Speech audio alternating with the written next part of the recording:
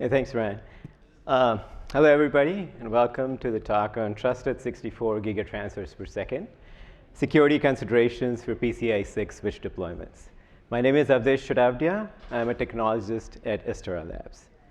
In this talk, we'll start by defining the scope, both in terms of what we are going to cover and what we won't cover. We'll quickly talk about the security of the link itself, including IDE, and we'll spend majority of our time talking about switch security across deployment scenarios.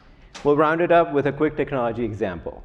This talk has a lot of material to cover, so we'll most likely use the entire 15 minutes. Any Q&A, I'll be more than happy to take right outside. Starting with why, in case the relevance is not clear, as you may have seen throughout the OCP summit, connectivity scale is increasing. And the scale is primarily driven from two components. One is the fundamental compute unit is outgrowing the server. It's going to rack and beyond the rack, meaning there are more components that need to work together.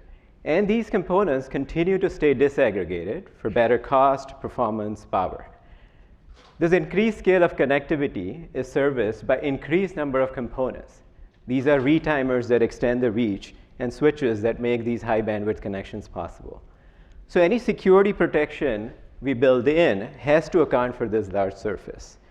Any system level consideration will have to ensure that since these components, these connectivity components, are dealing with user data, they have to be protected.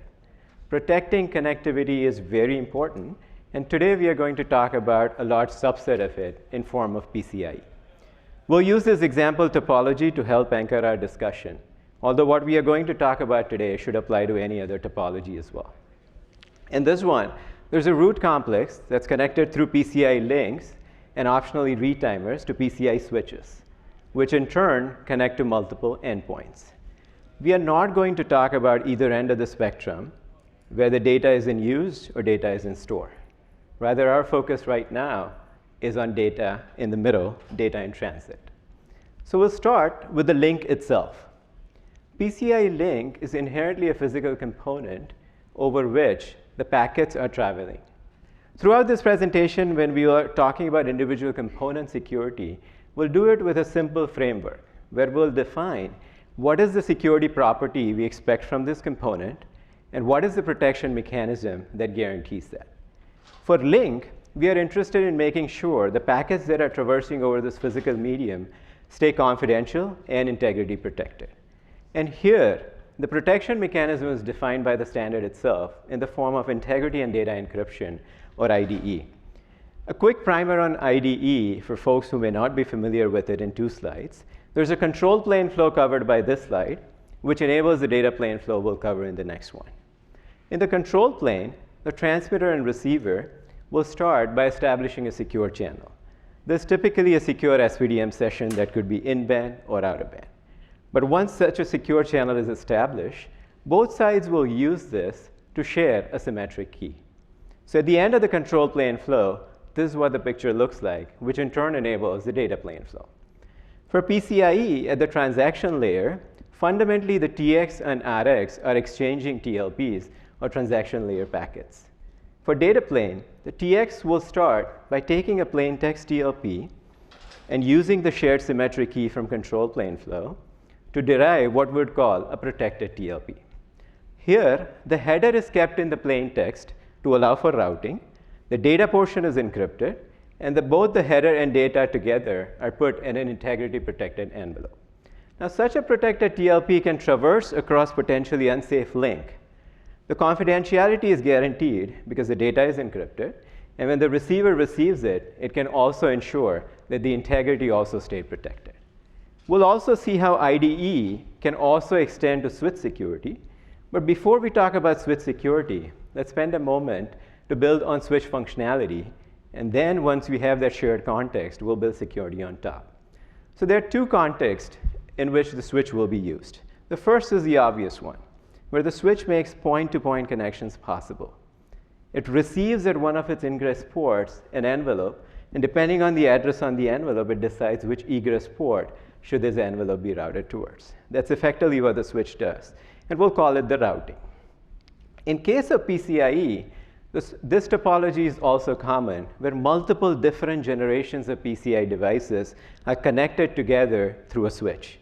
PCI being inherently backward compatible protocol, this is a very common topology. Here, in addition to doing routing, the switch is also doing conversion. And starting at Gen 6, there is an important nuance here. PCI 5 and prior generations, for the link transmission, used variable length TLP as a unit of transfer. Starting at Gen 6, to support higher speeds and still have reliable transmission through the link, the protocol had to do some changes. One of the changes it had to do was to move from variable length TLP as the transaction unit to a fixed length flow control unit, or FLIT. So as you can imagine, both of these scenarios are possible for conversion, where a single FLIT can have multiple small TLPs, or a single large TLP can be split across multiple FLITs. So whoever's doing conversion between these two modes will have to ensure that they open up that envelope, extract the contents, and refit them into different size envelopes. So now with these properties in mind, let's build security on top using the same framework. Here, switch is more than a physical medium. It's a logical component that's running firmware and making logical decisions about routing.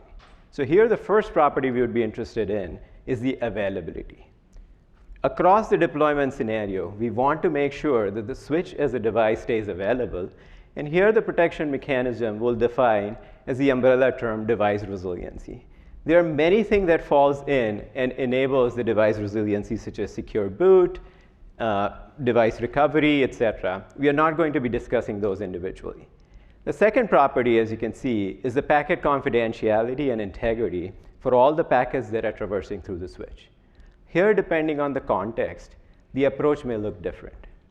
On the routing case, we can still use the end-to-end IDE mode, where a transmitter will start by protecting and creating the protected TLP, and will send it through the switch. Switch has everything it needs in the plain text header for routing case. And in this case, this mode, where the switch is simply a pass-through, is also known as selective IDE. This mode, of course, cannot work for the conversion case, because as we just established, the switch would need access to the plain text TLP to do the protocol conversion. So here, the approach has to look different. Here, we can continue to use IDE to protect the data over the link, but that IDE will have to be hop by hop, meaning the transmitter still generates a session. The switch will have to terminate it as the RX, do the protocol conversion, and can initiate another IDE session on the other side. This mode of IDE is known as link IDE. And as you can imagine, it will require attestation as a required protection mechanism as well, for two reasons. The first one being, now that the switch has access to the plain text TLP, it would be a wise thing to do from security perspective to attest to such a component and bring it securely into the trust boundary. Also, as part of the IDE, now the switch is both the TX and RX for these sessions, it would have to do the control plane flow for all the devices it's connected to, which would also require it to support attestation. So far we have talked about these individual components and individual properties. Let's start putting those things together. We'll start by rehashing what is needed from the switch as a security property. Availability was common across deployment scenario, but the IDE depends on the context. So let's quickly compare and contrast both modes of IDE. From switch property perspective, there are three important deltas. The first one is the obvious one, where in selective IDE case, the switch did not have to be trusted, because switch did not have access to the plain text TLP. But for link IDE, the switch has to be trusted. The second one is the extra latency for link IDE, because now for every hop through the switch, there is an added decryption and re-encryption. The third is a major one. To support link IDE, there's a meaningful power, area, and complexity cost for the switch. The complexity cost is mainly about establishing these SPDM sessions, maintaining those keys, IDE key management, etc. For the area and power mainly come from the data plane side, where for inline, at the line rate, the switch has to do decryption and re-encryption. In today's AI era, the switches can have tens or hundreds of ports, and this cost it has to pay per port. Okay. So these are various properties that the switch must support, or protection mechanisms that must be built in. If we take these protection mechanisms and decompose them across various deployment components, then there are expectations from hardware, from firmware, from system-level software, as well as supply chain. We are not going to be talking about these individually, but we can talk about something we haven't talked so far, which is confidential compute. If CC was an additional requirement, then it adds two more expectations from this busy slide. One in form of hardware. Switch being a shared resource, especially one that's configured by data center provider software that's not within the trust boundary of CC, the switch has to have a notion where the resources it's bringing to the system can be independently managed without the interference of the data center provider software. And furthermore, these isolated hardware resources would need a corresponding firmware component in form of DSM or device security manager that can securely bring them into the trust boundary of system and maintain them. This DSM is as defined by the TDIS spec, where T stands for Trusted Execution Environment, Device Interface Security Protocol. So we talked about a bunch of different protection mechanisms. There are many combinations possible, and of course, not all of them are relevant. So let's build into a penultimate slide where we are defining our deployment scenario and which protection mechanism combinations we need to use. The first thing we want to start with is asking ourselves if CC is a requirement for this deployment. If the answer is yes, then the immediate question is the context of switch. If the switch needs access to the plaintext TLP because it's doing in-network compute or it's doing conversion, then in that case, the switch must support Link IDE along with attestation as well as TDIS, as we just saw. If the switch does not need access to the plaintext TLP, we can simply use selective ID. One thing to note is resiliency is common irrespective of deployment scenario. Switch availability is non-negotiable across the scenarios. If CC was not required, but if physical attacks on the link are still in the scope, including man-in-the-middle attacks, then that matrix looks very similar to CC minus TDIS. Again, depending on the context of switch, we would use the appropriate mode of IDE. If CC is not required, neither are man-in-the-middle attacks or physical attacks in scope, then the only question we need to ask ourselves is whether the switch can be trusted. If the system architecture allows the switch to be trusted, then we would do attestation of the switch and securely bring them into the trust boundary. If, for whatever reason, the system architecture disallows that, then we'll have to fall back and use selective IDE to still keep our TLPs protected. Quick example, technology example, in form of Astera's own products. Scorpio is the PCIe smart switch, and Aries is a smart retimer. We didn't get a chance to talk about retimer, but here also resiliency is critical. Fortunately, retimers are transparent to IDE, so they can inherently support all modes of IDE. Here on the left, you see a homogeneous GPU to GPU connectivity case, and this would be akin to routing. And on the right, you see the mixed mode connectivity, which would be used for conversion case. A quick call to action, we'll start where we had left off in the beginning. Protecting connectivity is important. And as we have seen so far, there's a control plane component and data plane component. Typically, data plane is fully defined by the standard. There's IDE from PCI SIG. It's the control plane where OCP plays a huge role. All the efforts that go into making security transparent that we talked about today, open and vetted, that adds to the attributes of the system. And they inherently bring and make these deployments more interoperable and scalable than otherwise they would be. So a big shout out to OCP for all the efforts that happens on the control plane side. And a big thank you for OCP for hosting this talk, as well as thanks to all of you for attending it.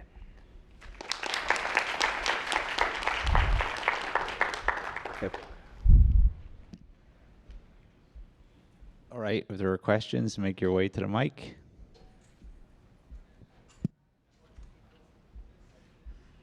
A question if nobody else does. Sure. So in your attestation of the switch and link mode, what about the downstream devices? Have you given consideration to that for confidential compute? You're saying we would attest the switch, but the switch is pretty much pass-through. Correct. It's the downstream devices that are getting access If you do TDISP with link IDE to the switch, what's downstream? So endpoints, yes. So here, if you're thinking about endpoints in terms of accelerators, then I would presume that similar path would exist, where they are also getting attested. Right now, the focus was if the switch itself had to be brought into the trust boundary, then the switch would also have to support TDISP. But similar will apply to the endpoints as well. I see. But in the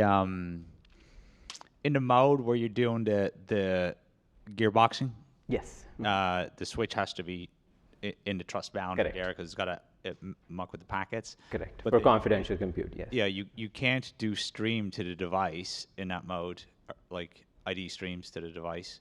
So you have to do ID link mode to the switch. How do you do attestation of the devices behind it? So the attestation will still happen, most likely, depending on the architecture context, out of band through SPDM or other interfaces. Yeah. Okay. Awesome. I got to cut myself off. Thank you. Thank you very much.